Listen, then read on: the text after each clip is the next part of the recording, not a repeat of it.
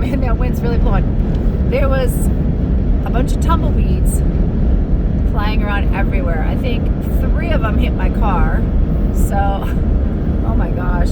Anyhow, so yeah, I'm just almost to Albuquerque.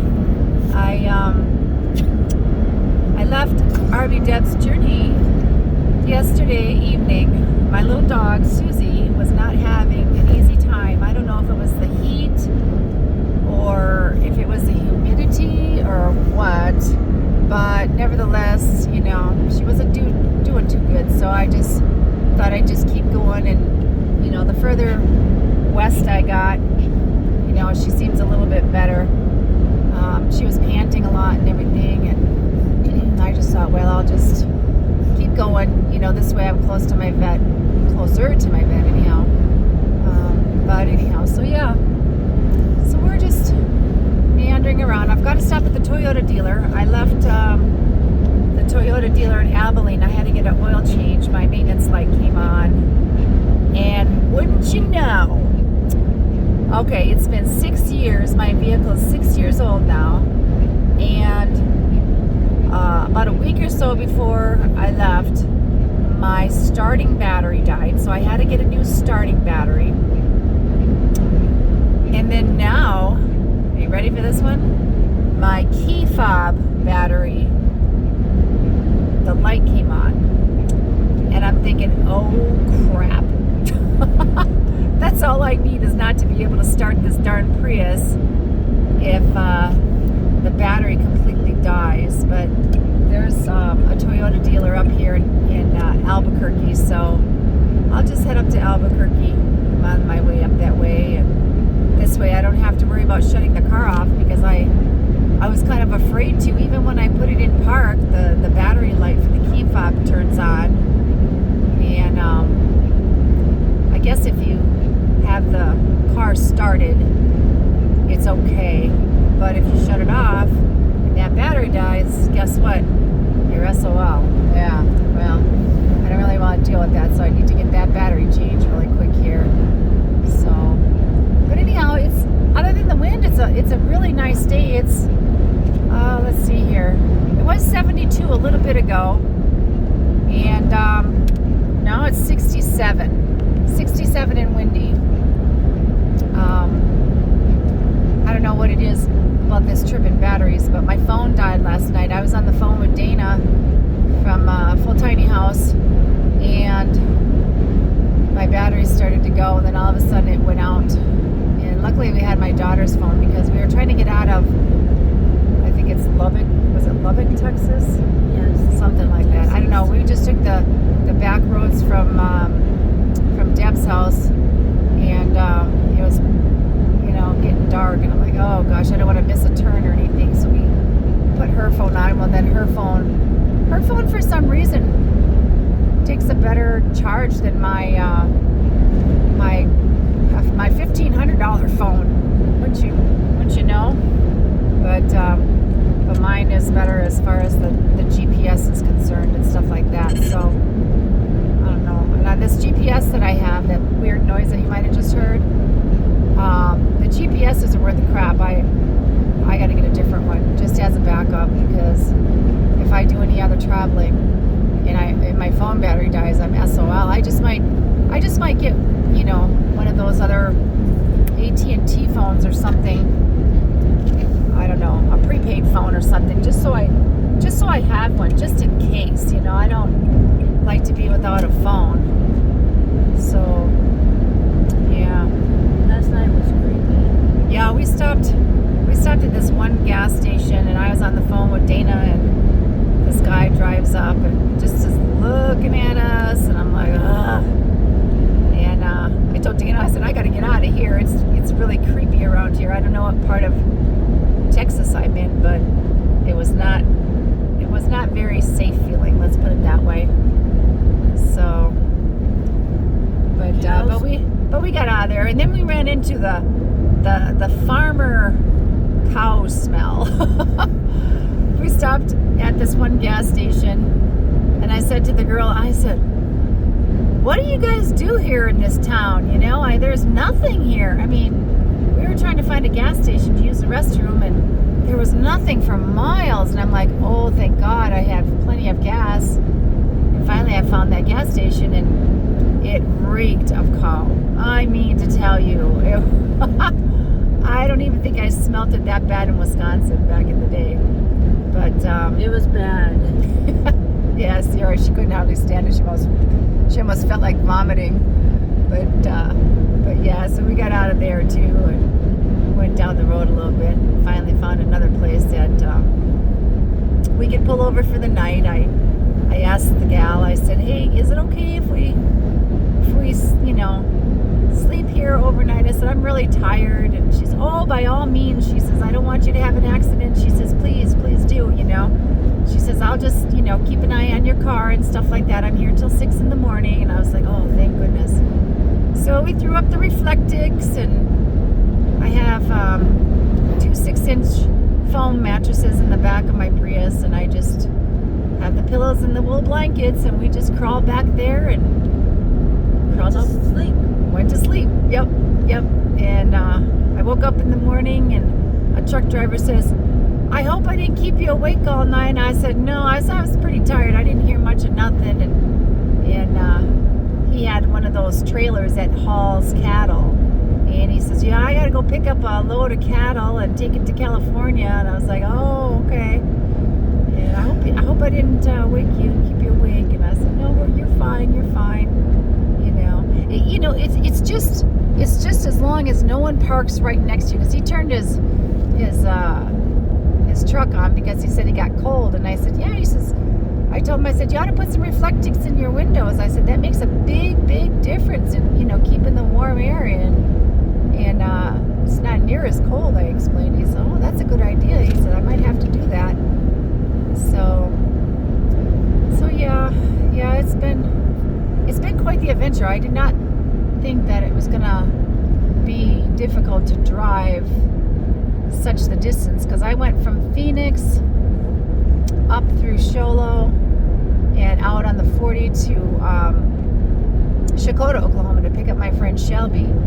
And there was a lot of construction in Oklahoma City, and of course it was at night. And so I did get there, but I tell you, it was kind of nerve-wracking because it's night, and I don't see real bad at night, but it makes me nervous only because there's a lot of deer that jump out in the middle of nowhere. So but I made it there okay. But then when we came out of Shakota and we headed towards Abilene, I gotta get this other lane, I think. Yeah, I can't go behind this truck. Anyhow, so we started to go to Abilene, and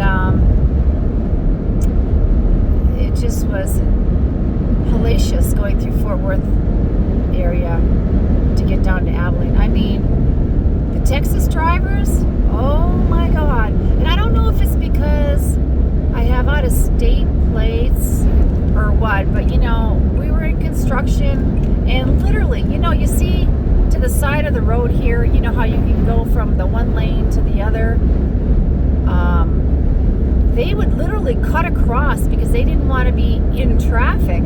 There was at least a half a dozen cars and trucks that just barreled right through the median, off to the side of the road, and took the frontage road and got off the highway because of the construction. So in the backup of traffic, it went on for miles and miles and miles, and oh Lordy. But yeah, my friend Shelby, she was saying, Linda, I don't want you to have to drive through all that traffic. And we met this really nice guy. He's from Louisiana, and his name is Bruce. And he's one that he had a couple of really great meals at Lollapalooza. He made these ribs. Oh my goodness, they were so delicious. He made those one night. He must have had, I want to say, I don't know, 5, 6, 7 racks of ribs. I mean, they were huge racks of ribs. They were so good. Yeah, they were so yummy. The cupcake I had. And then the next night he made some kind of like shrimp gumbo of some sort, and that was really good too. If you like shrimp and seafood, but it's a Louisiana kind of tradition, and so that was good too. I enjoyed it. I like shrimp, and but anyhow, so Bruce and my friend Shelby got to be, chatting away, and got to be friendly and stuff, and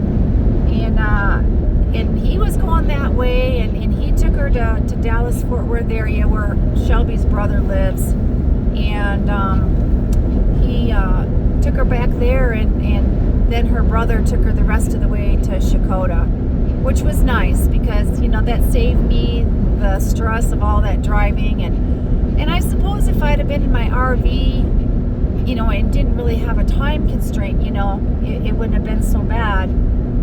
But I've got this, I've got the Prius, even though it's good on gas. I've got the car top carrier on the top to, haul the dog stroller and the luggage and whatever up there.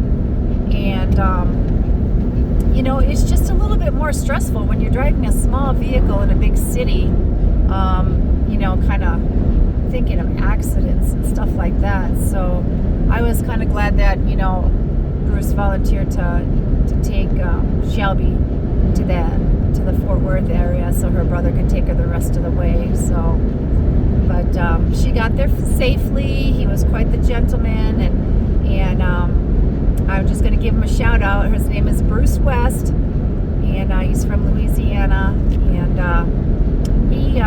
he's in a video that I created at Lollapalooza. I don't know if I uploaded it yet, but he created his own RV. It took him like 2.5 years to do, and it's wonderful inside. It's very, very nice. And so I just want to thank Bruce, and hopefully our paths will run into each other again. Maybe he'll come out to out west, and we can see him out at Quartzsite or Lake Havasu or somewhere out there.